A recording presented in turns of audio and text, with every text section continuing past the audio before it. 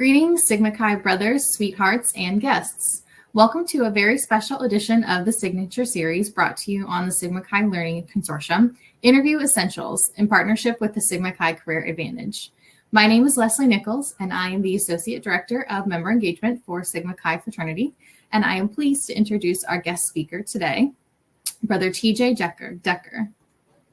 TJ is a 2017 graduate from St. Louis University, a member of the Theta Iota chapter, a volunteer on our Member Engagement Committee, and an executive recruiter for Govig and Associates. TJ is here today to share some of his expert knowledge for acing the interview portion of the sometimes complicated job search process. We'll conclude TJ's chat with a Q&A, so if you have any questions for TJ throughout the talk, please drop those in the chat. Welcome, TJ. Thank you, Leslie. Yeah, so again, just to repeat what she had said, I'm an executive recruiter with Govig and Associates. I've been there for 7 years. What I do is I work with clients and candidates to find pretty much a perfect match.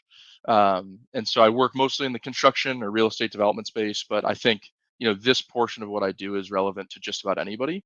So just to give some background to start, this is typically an exercise that I complete with an individual or what we call candidate that I'm working with who's interviewing for a position with a client or a company of mine or partner. So it's in my opinion, it's crucial for success in an interview, and it's very common in the executive recruitment world to do this. This portion is often called what we call a prep call. However, I call it a strategy call. My thought is, as it pertains to the strategy call, you'd rather be over prepared than under prepared. I learned that when I was a Boy Scout, be prepared. So I've always kind of taken that with me. A lot of this information seems very obvious. So, if it seems just like, hey, it's rhetorical, I knew that, I'm sorry, but it's always good to kind of have a reminder. And frankly, I walk through this with people as high as the C-suite level, and I've received great feedback. So my hope in my role every day when I do these prep calls or strategy calls is that if someone can just take one thing away from this, then I did my job because they're more prepared in that interview the next day. So anyway, I've actually started doing some prep calls with some of the undergraduates of my Theta Iota chapter at SLU, and it's been super well received. I've done it a few times now, and obviously the results have been actually really successful too. In fact, one brother specifically just landed a job a couple of weeks back, and he'll be moving to Phoenix, where I'm at. So that's exciting. I prepped him, and he secured a job after just 2 interviews, so he knocked it out of the park. So this stuff really works. That's why Leslie and I figured it would be beneficial to really distribute to a larger audience of Sigma Chi's if we could. And so if I can just help one person who watches this land a great opportunity, I would be ecstatic. That's my goal. And frankly, that's what I do that's why I do what I do as an executive recruiter, to really have that opportunity to change someone's life every single day that I walk into work. So anyway, enough about me. Let's get into this. So again, this is the standpoint of me coaching an individual or a candidate before an interview. So I'm going to kind of walk through the script or the guideline that I typically use. So first things first, what I would do is I like to, again, rather be safe than sorry, confirm all the logistics, right? So, I would have someone pull up their Outlook or their email, their calendar, check, interview date, time, location, make sure they know the directions, make sure they pull it up sometimes in their map to know exactly how long it's going to take from their house, and plan on being there early.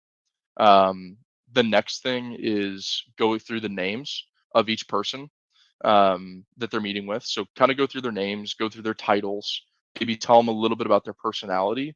And then what I even like to do is I'll go through, and if I know someone's going to be there, I'll pull up their LinkedIn, or I'll already know about them if I worked with this client for a while, and I'll walk through their background, where they went to school, what their first job was, and so on and so forth, and how they've gotten to where they are today. I just think it's really that comfort for a candidate going into that interview, that they're not going in blind. They're not going into a complete stranger. They kind of know who they're working with here, or they're talking to. So I've gotten great feedback on that, and obviously, I tell them to go ahead and check their LinkedIn or connect with them on LinkedIn too. It's always well received. The next piece, and again, this might be the piece, if anything, people might say, hey, look, that's obvious. I know that. I understand. But again, rather be safe than sorry. Stuff like this happens all the time. People forget it, so it's just good to know. So the first thing, and it's probably the least favorite part of my job, is telling a C-suite level person how to dress. And so essentially, what I would tell you in regards to dress is just conservatively. If you know your audience, number one, right? It's like I work with a lot of construction people. Typically, the go-to is either a polo or a long sleeve button down with slacks and nicer shoes, not your work shoes with mud on them. But essentially, what I would tell you is, look, if you're choosing between the pink polka dot and the navy blue suit, I would probably just lean toward the navy blue, and I'll just leave it at that. Um, the next thing is, if you're leaning towards what to bring, I'm a big fan of just having a portfolio, leather bound book, a notebook, a folder with some paper in it. Don't bring a big bag. I think that's really old school. Or if you're traveling, don't bring your suitcase into the interview, that sort of thing. So we deal a lot with travel in my world. Um, and then again, very obvious, but try and eliminate or limit distractions as best as possible. The big one there is cell phones, right? um, Turn your cell phones off. I know that in this world we live in, you can only limit distractions as much as you can.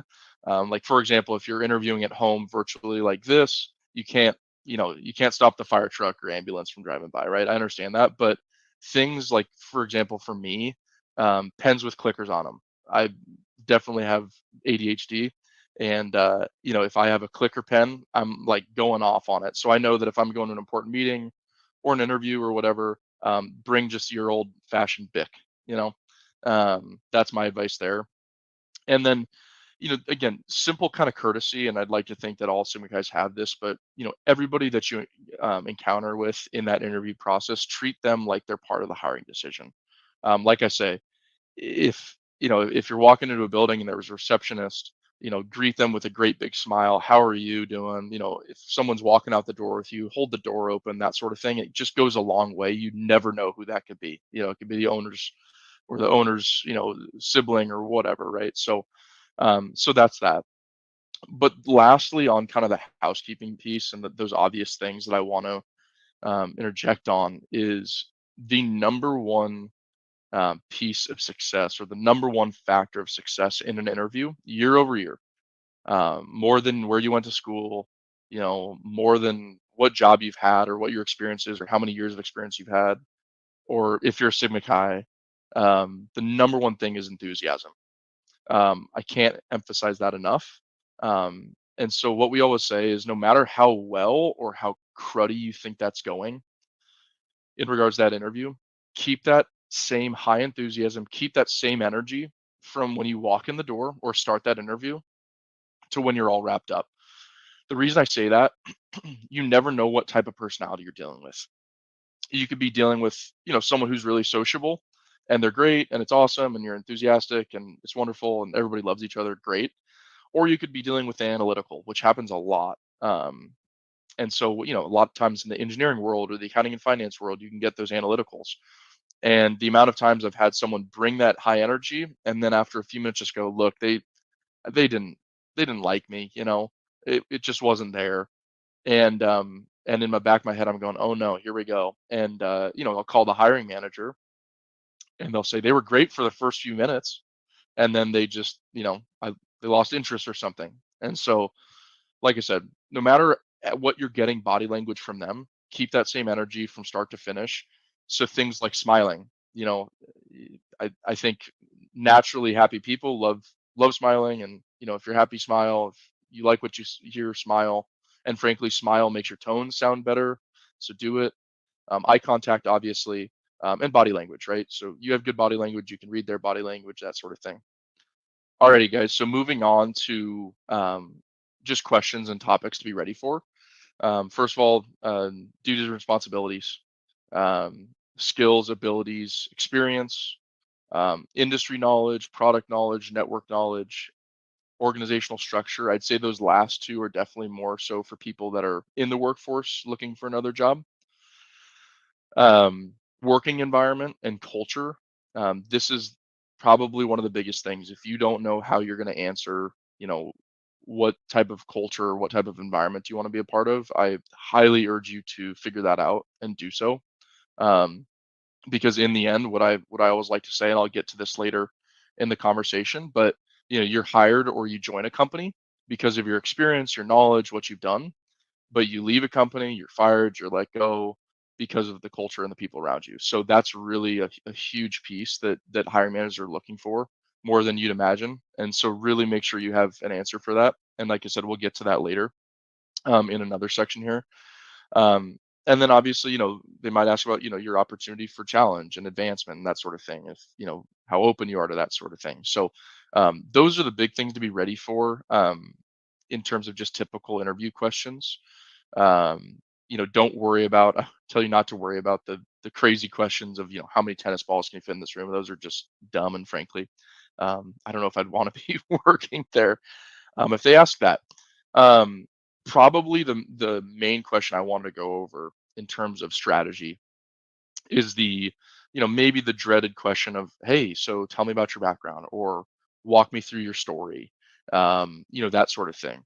Um, and so the way that I like to think about this is you really want to imagine I always like to say, imagine a very large body of water where you can see one side of the lake or whatever, or the pond to the other side. And I want you to go all the way across the body of water and think of that as your experience or your story. But the key is I only want you to go about an eighth of an inch deep or just skim the surface, as I like to say. The reason I say that is number one, think of this question as your elevator pitch. You're on Shark Tank, you got 2.5, maybe 3 minutes. Any longer than that, they're losing interest, they're bored, they're over it.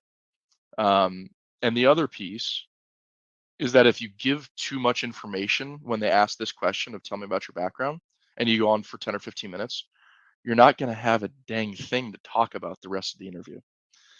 So I like to say, only open the kimono a certain amount and then move on, right? Just so that there's other topics to go over. So again, that's key with, when they ask you to tell you about your background, walk you through your story. I know I could ramble on for 25 minutes, 30 minutes, but you got to keep it concise, streamlined. That's everything. So 2.5, 3 minutes on that. Um, and again, summing up kind of all those just different questions or topics that they could ask you about, the key, going back once again, is enthusiasm. No matter what they ask you or how they ask it, right? Because sometimes they'll ask maybe negative triggering questions, right? About, why are you leaving where you're at right now, right? No matter what, you can flip everything to a positive. So you can tell them the legitimate reason or maybe the negative, but flip it to a positive of, this is why I left, but this is why I'm so excited to be interviewing here with you today, right? So again, no matter how they ask a question or whatever question they ask, answer it with enthusiasm if you can. Um, One other kind of tip, um, if there is what I would call a panel interview. So a panel interview in my eyes is when there's more than one person.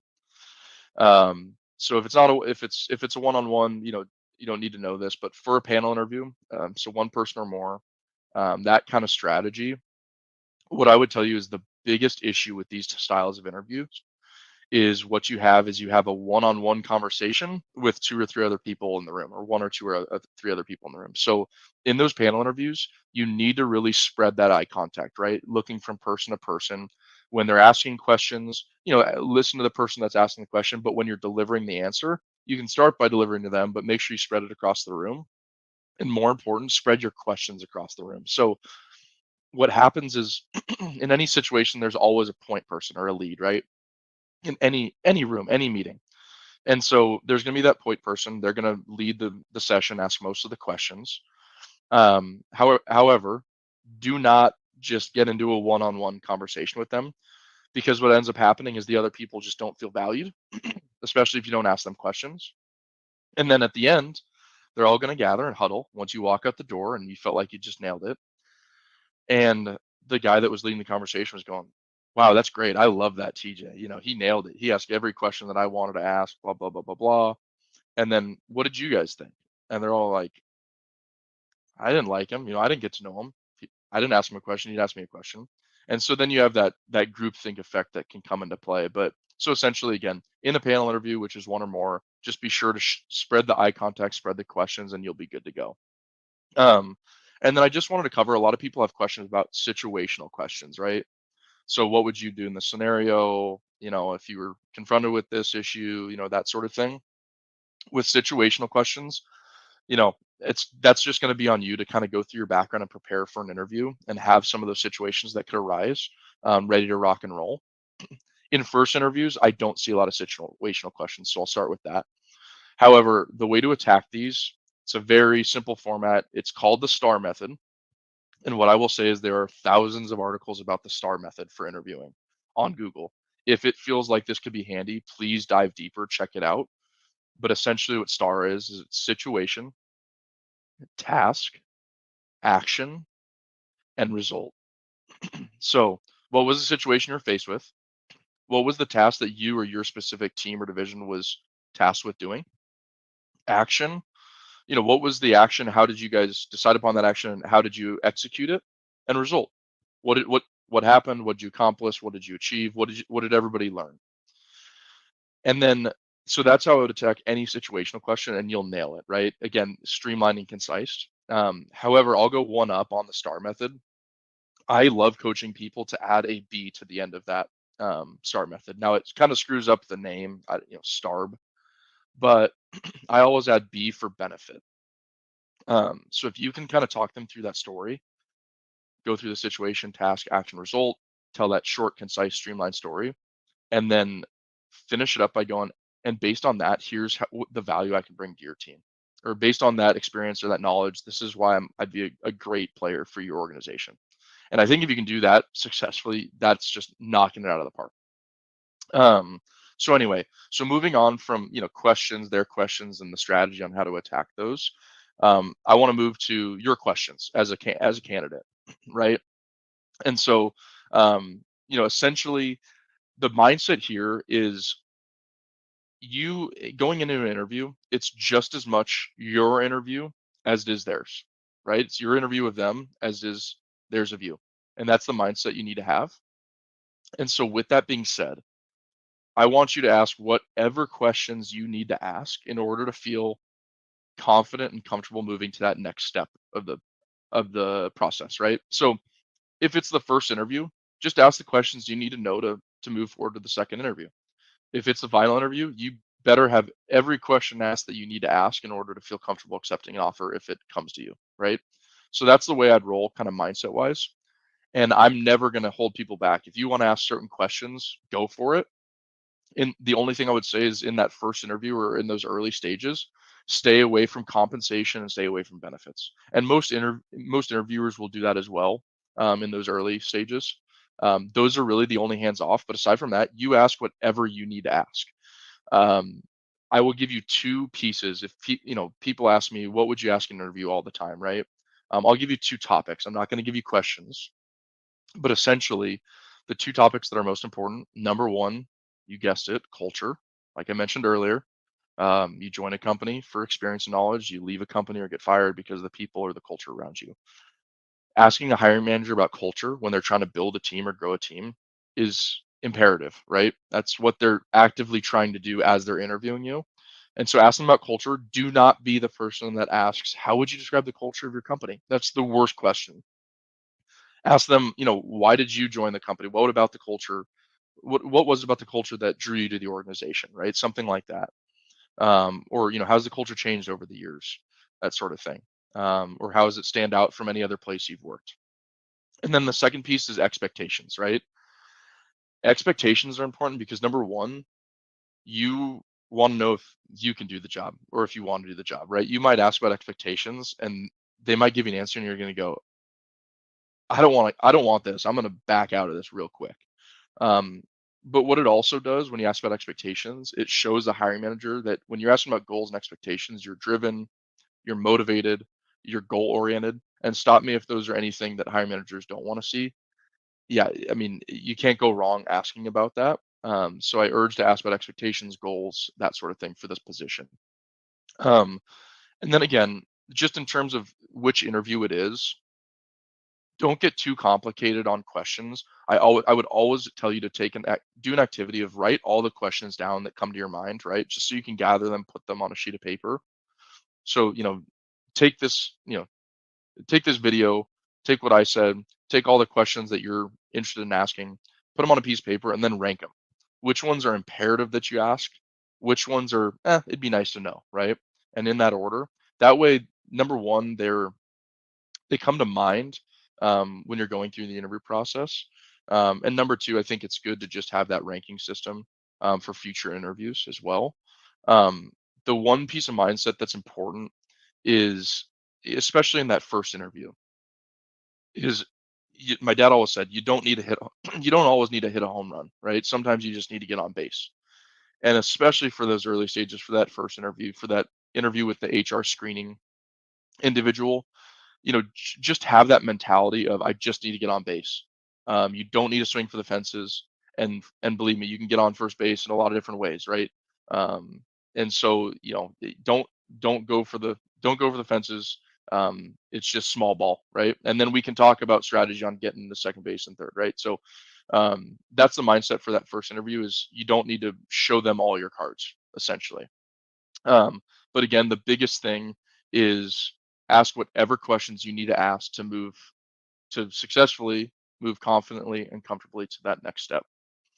Um, and then probably the most important thing that I might provide today that you guys can take away and just apply honestly in interviews, but also just meetings, is what I like to call the golden question. So this is a question that my firm developed 45 years ago when we went into business. Um, and it's a question to ask at the end of the interview. So yes, if you're asking, is this a closing question? It is, but it's not your typical used car salesman slick closing question that we all hate. I personally hate them. So when do I get the job? So, when can I start? I mean, I get the ick from that. So essentially, this question is engineered in a way to number one, just kind of tie the bow on the interview and make sure you're walking away in, the best mindset possible. So I'll kind of coach you in terms of where it comes, how to ask it, what the question is, and then and go from there. So it's obviously towards the end of the interview, when you can kind of see that things are wrapping up. And they might say, "Hey, this has been great. Thank you for your time," and you can reciprocate that. So I always say to lead it with, "Thank you for your time. It's been wonderful getting to know about your company. Hey, I'm really excited about this opportunity. Thanks for carving out some time," that sort of thing. And then you insert the golden question, and the question is, "What other questions do you have about me as it relates to doing this job or fitting into the culture?" So again, what other questions do you have about me as it relates to doing this job or fitting into the culture? The number one most important word in that sentence is what. It's not, do you have any questions?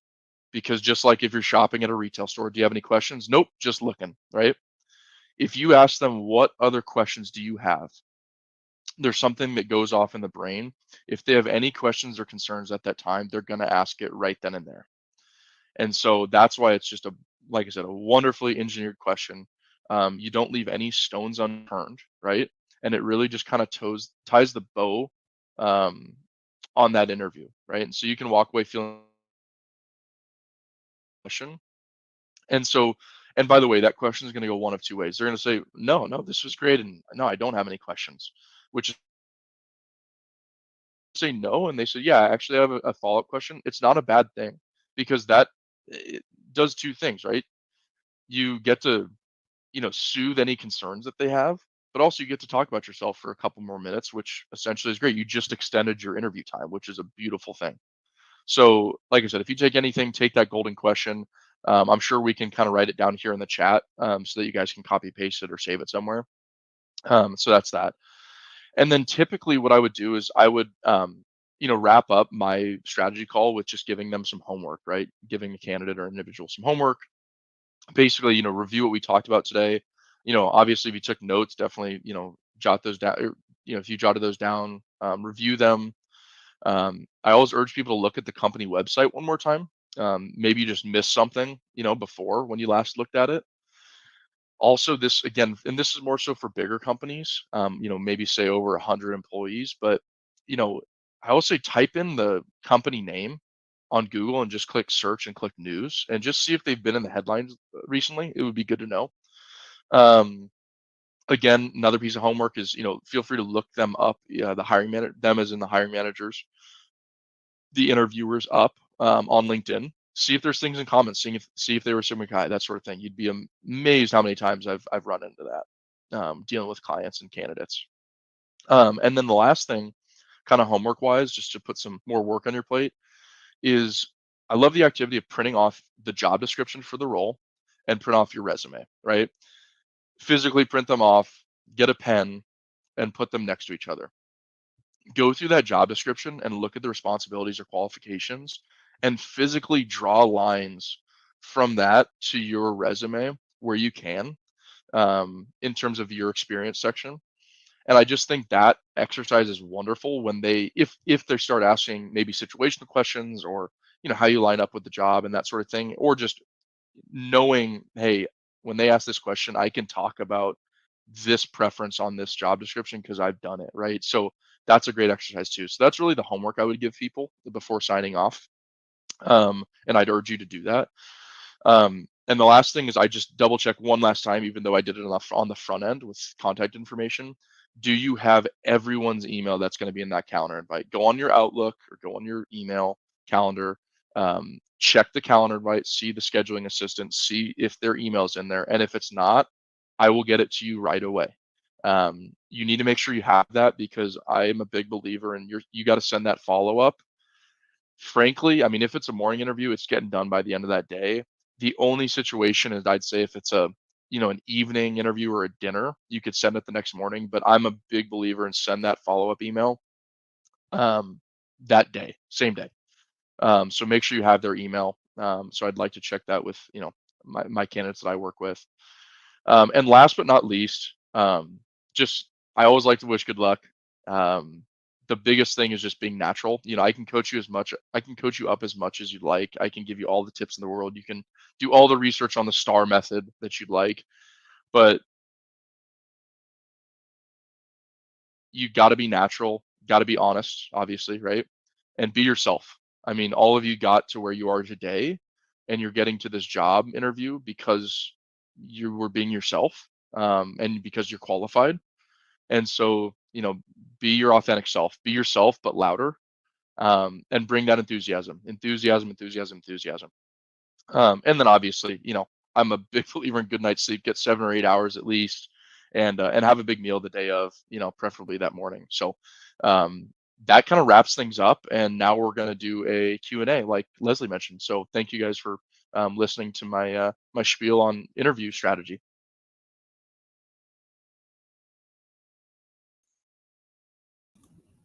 Awesome. All right. Well, TJ, thank you so much for sharing. I feel like I learned a lot myself in that. Lots of really good little tips and tricks and nuggets in there. So we've got a lot of questions coming in from the chat. So the first one, we got a lot of questions about like virtual interviews. So we've got one here from Colin, just general advice on how might we and should we approach virtual interviews. Sure. Yeah, Colin, thanks for asking the question. Obviously, as soon as COVID hit, we were put in a really weird place where every interview was virtual. People were hiring people without ever meeting them. So we obviously spent a lot of time strategizing this in my firm. The first thing I would tell you is, don't overthink those interviews. Try and be yourself. Like I said, be your natural self.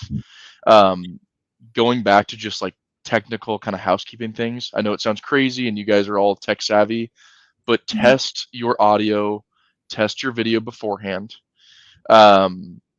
This is a big one as well, and I've had people run into it.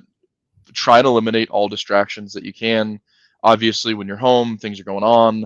Make sure you let the people know around you what's going on. And so I think that's a big tip that I would recommend. You obviously can't control the fire truck driving by your window, like I said.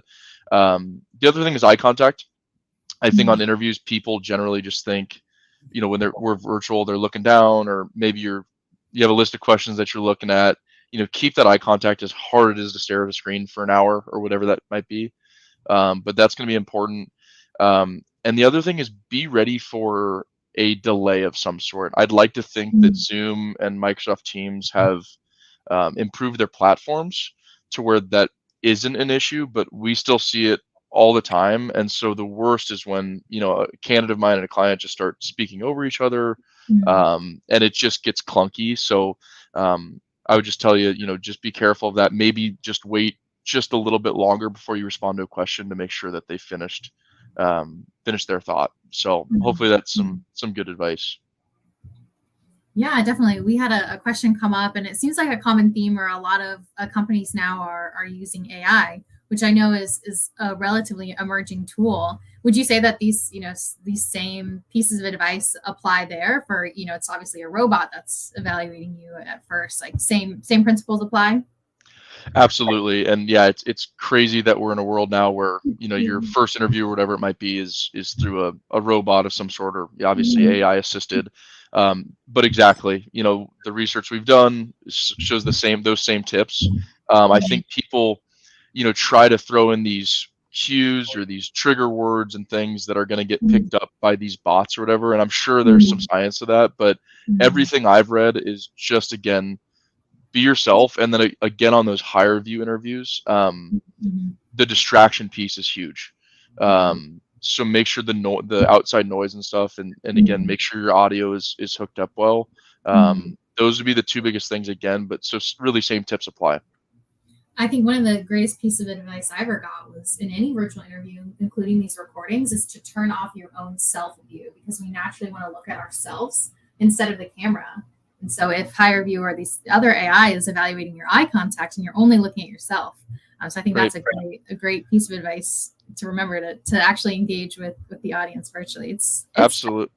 It's tough. And one other thing actually that reminded me of something, Leslie. Make sure, kind of, both you and I look great right now. Make sure your profile is just that. Make sure it's a profile. The worst is when you get, the double or triple chin, Yeah. the in the car videos, that sort of thing. So keep that Yeah. to a minimum. I would say that's super important, is just how you look, and be aware what's in your background.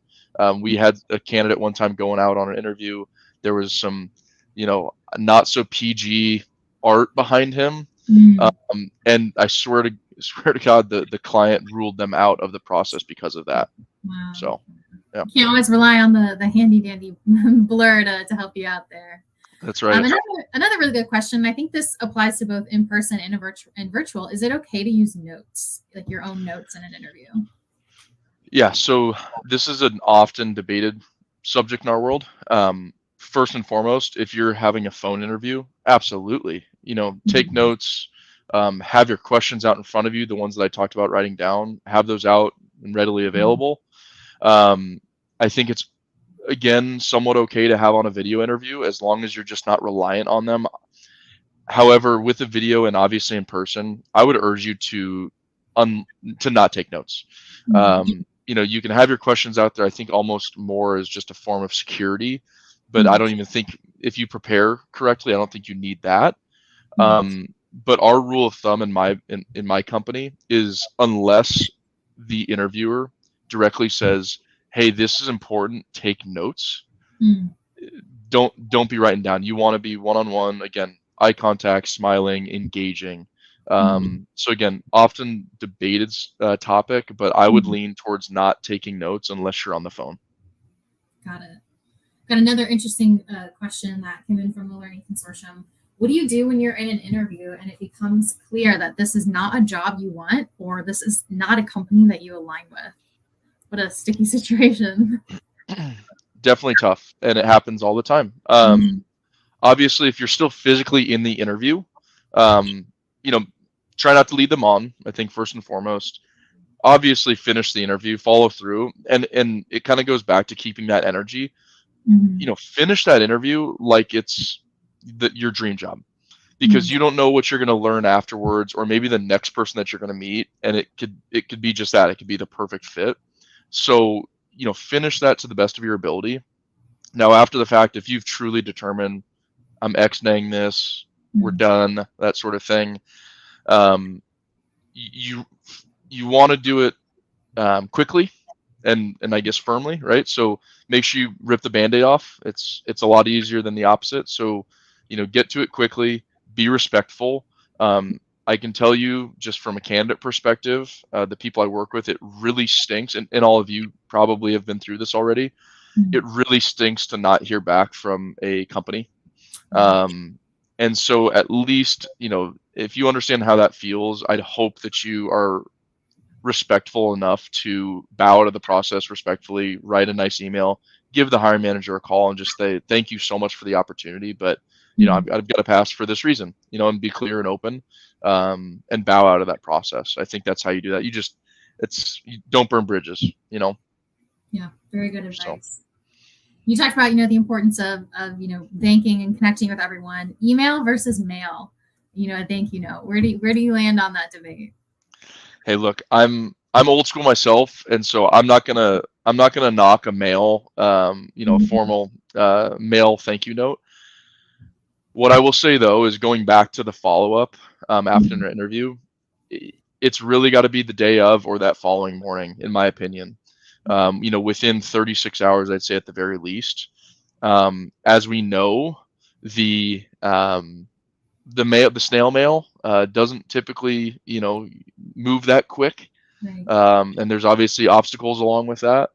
And so again, as much as I like mail, I think you just gotta go with the follow-up email. Now, if you want to send just something else in the mail later on, that's great and all that. I love traditional mail for thank yous and things like that in the business world, but I just think it's probably safe to stick with with your classic email and get it done quick. I had a hiring manager last week. The interview was on Friday afternoon, and on Tuesday morning, he hopped on a call and said, "I love that guy." He goes, "I finally got a response from him last night." And it was only Monday afternoon, right? So if that's a response you're getting, then that just shows me that you want to get on that ASAP. Right. This is an interesting one. And I think one we probably both come across with resumes, but in general, should I include my fraternity experience in my resume, or, talking about it in a job interview? Could that potentially turn some people away who don't understand? Kind of where do you fall on that debate? For you, that are still in college and get, soon to be new grads or current new grads, absolutely include it. As Leslie always says, stay away from that fraternity jargon though. That's the biggest piece of advice. So if someone wouldn't know what that means, don't put it on there. But yeah, absolutely use it, especially if you can tie in, those relevancies between what you did for the fraternity and what you could be doing in that job. Absolutely, I'd use that. I still think, and again, I still think it's okay in different ways to use it post college as well. I think as time goes on, you might take it off unless again there's a good relevancy, or maybe that you do some LinkedIn creeping and you figure out that the hiring manager is a SIG. Absolutely, leverage that. But definitely new grads, I would certainly use it if you can. I love that, keeping it relevant. I think that's the key takeaway here. And the last one before we wrap up, what's the best way to ask about pay in an interview? Don't ask about pay. Don't be the first person to talk about it. Absolutely, in the first round or those early stages, especially with the HR screening and things like that, stay away from compensation and benefits. Yeah, those are. I mean, really, I always tell people, every question that you have that you're genuinely curious about, ask it if you need to ask in order to move forward in the process. Stay away from money and benefits, especially early on. Obviously there's tips and gosh, I could have a whole nother, video, live stream to talk through that on strategy. But that should be down the road. And basically, the way you respond to that is, I'm looking for the market rate for this position. I have a good idea of what I'm worth and kind of what the going rate in the market is right now. And so I trust that if you feel that I'm a good match for this role, that you'll come forward with an acceptable offer. Right. So again, and there's a lot of different language we can use on that. I'd kind of keep it within those boundaries. If they do ask you to give a range, or excuse me, if they do ask you for a number, never give a number, give a range and keep it wide. Just kind of couple tips on that. So awesome. Well, definitely more than a couple of tips. TJ, thank you so much for joining us tonight. I feel like I learned a lot myself, and I think this is a great representation of what we're trying to do with the Sigma Chi Career Advantage, which is really bringing the career and professional development support to our members via the expertise of our members.